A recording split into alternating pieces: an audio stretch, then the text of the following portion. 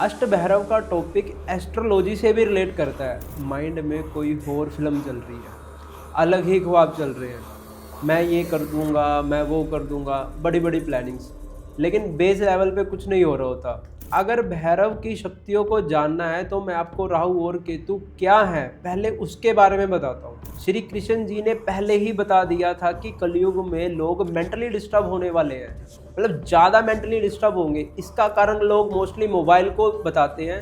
बहुत से एस्ट्रोलॉजर से आपने सुना होगा कलयुग का किंग कौन? राहु।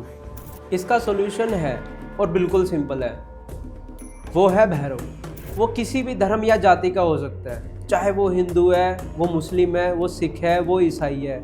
ये जो भगवान को भी नहीं मानता है फिर भी भैरव उनके साथ रहते हैं। जो भीषण है, जो भयानक है और जिसे देखकर डर भी डर जाए, वो रूप जो इतना विकराल है कि उसे देखकर मौत भी घबरा जाए। आपका अपना पर्सनल बॉडीगार्ड जो दिखाई नहीं देता पर हर टाइम आपके साथ रहता है। अगर 60 साल बाद आपकी मौत लिखी है ना, तो आप 60 साल बाद ही मरोगे। चाहे 10 बार जिंदगी में एक्सीडेंट हो जाए, मरने नहीं देगा वो। ये जो 8वें नंबर के भैरव है, यही सबसे पावरफुल भैरव है। वो उस शहर की स्वयं रक्षा करते हैं। वहाँ यमराज हिसाब नहीं करते। वहाँ पे आपने सुना होगा कि मरने के बाद लोग चीता लेके जाते हैं। नमस्कार दोस्तों, वेलकम। आज हम एक ऐसे टॉपिक पे बात करने वाले हैं जो हम सब ने सुना है लेकिन समझा नहीं, और ये चीज़ हर एक इंसान से रिलेट करती है। आज का पॉडकास्ट सिंपल है। इस कलयुग के टाइम में अष्टभैरव को जानने का क्या फ़ायदा है और क्यों हम उनके बारे में बात करें। आज हमारे साथ है हरप्रीत जी। तो हरप्रीत जी, कैसे हैं आप? बहुत बढ़िया। बहुत अच्छा क्वेश्चन पूछा आपने। इसका जवाब मैं आपको एक क्वेश्चन पूछ के दूंगा। मैं कुछ पूछना चाहता हूँ आपसे। क्या आपको कभी बैठे बैठे बिना मतलब टेंशन होती है? एक अजीब सा डर लगता है जिसे आजकल हम एंग्जाइटी कहते हैं। हाँ, बिल्कुल। और कई बार आपने देखा होगा कि आपने माइंड में कोई और फिल्म चल रही है, अलग ही ख्वाब चल रहे हैं। मैं ये कर दूंगा, मैं वो कर दूंगा, बड़ी बड़ी प्लानिंग्स, लेकिन बेस लेवल पे कुछ नहीं हो रहा होता। बस मज़ा आ रहा होता है सोचने में, एकदम से कुछ करने का उबाला आ रहा होता है और कुछ टाइम बाद ठंडा, फिर वो चीज़ें करने का भूत उतर जाता है। फालतू की फ्यूचर की टेंशन। अगर कुछ कर रहे हो उसी में ही डाउट आ जाता है कि मैं ये कर रहा हूँ वो सही भी है या नहीं। ये तुम नहीं कर रहे, ये तुम्हारी बुद्धि के साथ खेला जा रहा है, ये कोई और खेल रहा है। तो क्या ये भैरव है? नहीं, वो तो तुमको अब इनसे आगे बचाएंगे। और एक इम्पोर्टेंट बात, अष्टभैरव का टॉपिक एस्ट्रोलॉजी से भी रिलेट करता है। अब मैं जो बात करने वाला हूँ उसको अभी के लिए एस्ट्रोलॉजी की नज़रों से मत देखना, क्योंकि मैं बाद में बात राहु केतु की करने वाला हूँ। अगर भैरव की शक्तियों को जानना है तो मैं आपको राहु और केतु क्या है पहले उसके बारे में बताता हूँ।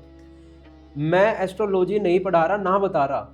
मैं राहु और केतु और भैरव के कनेक्शन बता रहा हूँ। भैरव कितने पावरफुल हैं और आगे जाकर यही आपको इस कलयुग में हो रहे इल्यूजन से बचाएंगे। वर्ल्ड के 50-60% लोगों के साथ कंफ्यूजन, इरिटेशन और गुस्से का माहौल चल रहा है, और वो भी बिना मतलब के।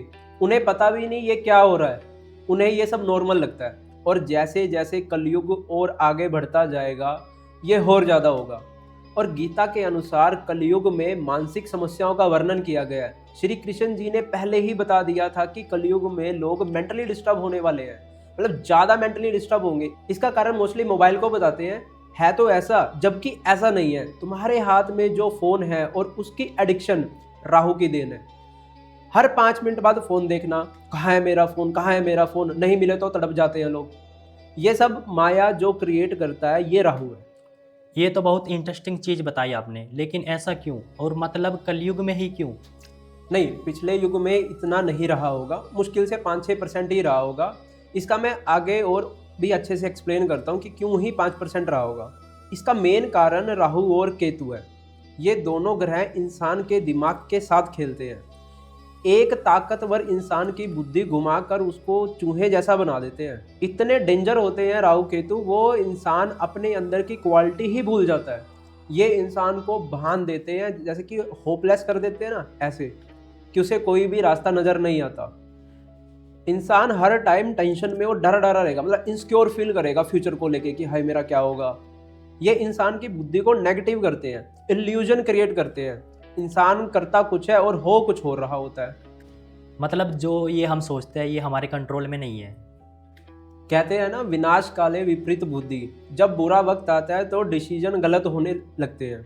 कई बार लोग सुसाइड का सोचते हैं, क्राइम करने का सोचते हैं, चोरी करने का, खून करने का, ऐसे विचार आते हैं। जानवरों को मार के खाएंगे, लोगों पे अत्याचार करेंगे, बेईमानी आ जाएगी, पैसा पैसा ऐंठने की सोचेंगे। ये सब राहु केतु की माया है।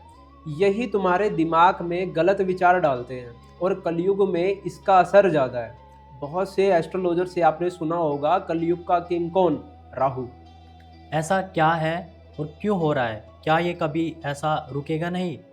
मतलब हम इस माइंड गेम से कैसे बाहर निकले?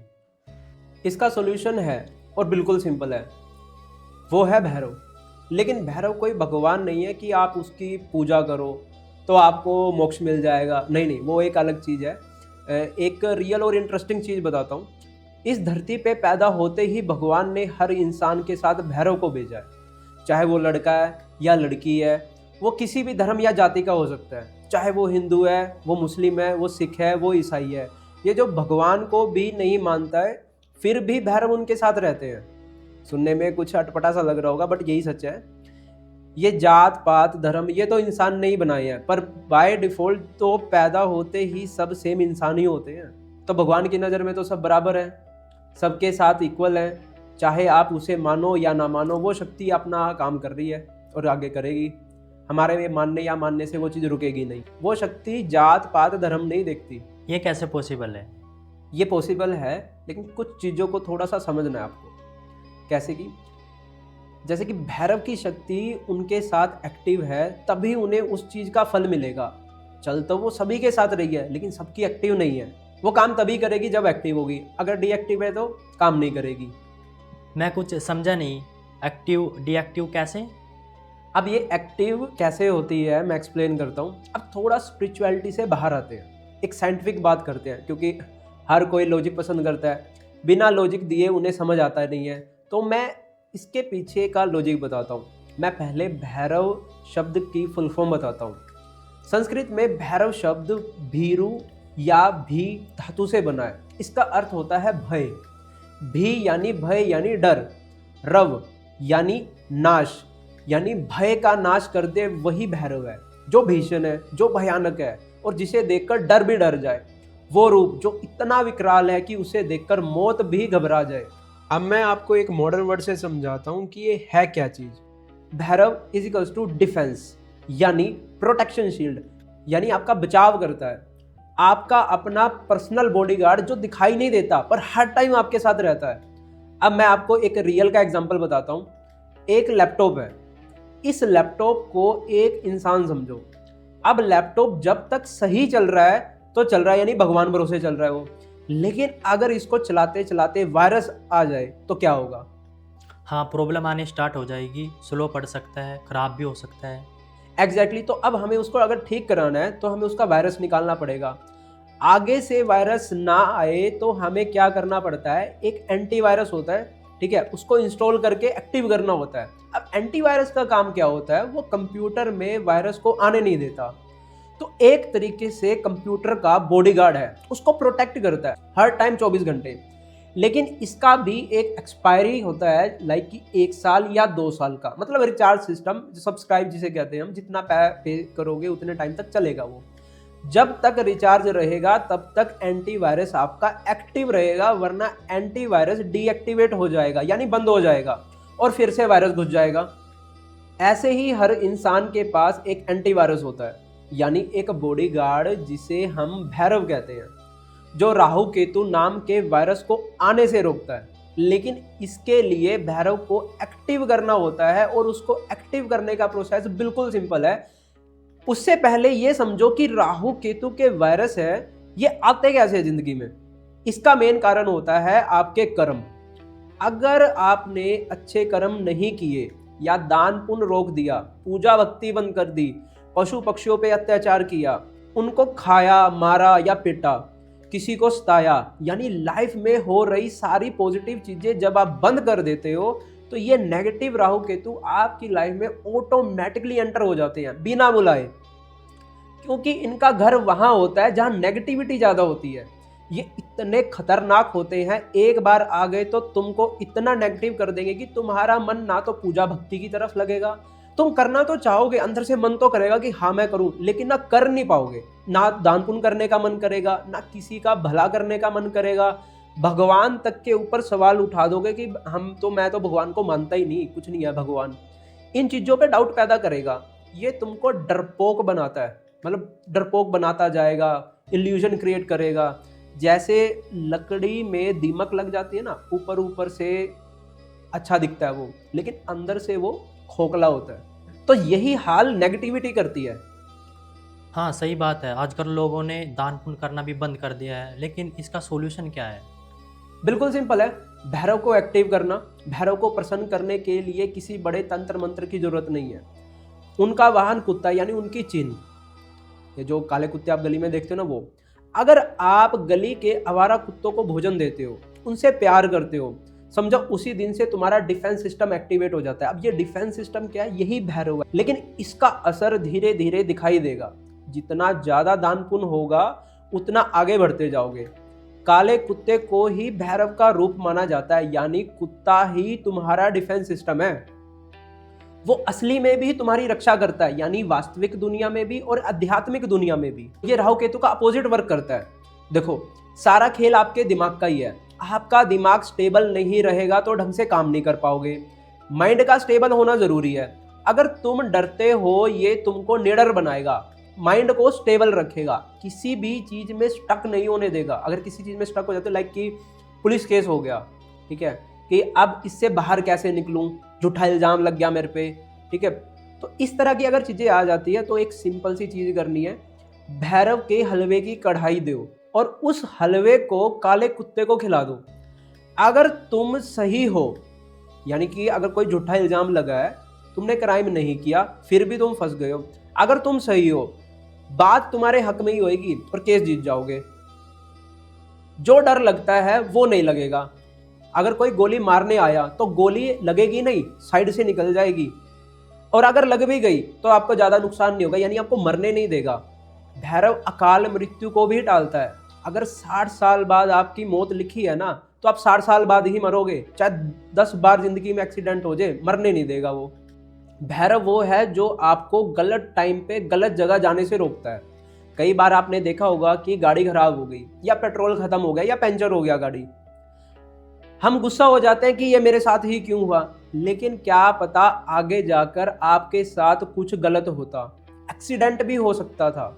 तो बस वो आपको वहां जाने से रोक रहा है, वो आपको किसी ना किसी बहाने से रोकता है। ये पावर है भैरव की, कुछ गलत होने से पहले ही रोक देगा। आपने देखा होगा कि कुत्तों को भूकंप, तूफान या कोई भी बड़ी घटना घटने वाली है, पहले ही एहसास हो जाता है। हाँ बिल्कुल। वो भोगने लगते हैं, और प्रेत आत्मा का भी उन्हें पहले ही पता लग जाता है। ये चीज ही भैरव है, पहले ही मुसीबत का पता लगा लेती है।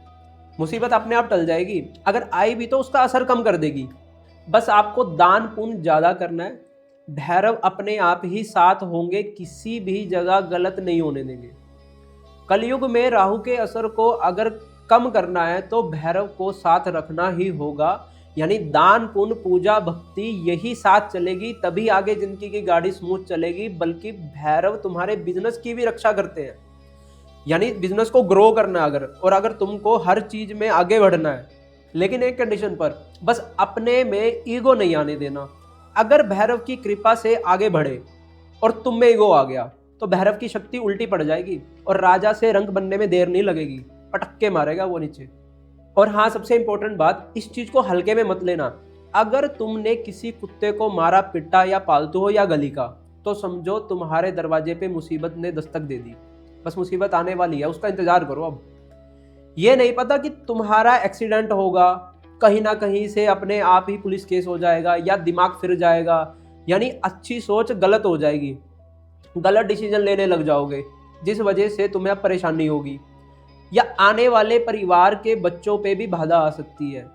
ये तो पत्थर की लकीर है, कुछ ना कुछ होगा। अब क्या होगा, कितना नुकसान होगा, ये भगवान जाने। मैंने सुना है कि कुत्तों की भूमिका रामायण में भी थी।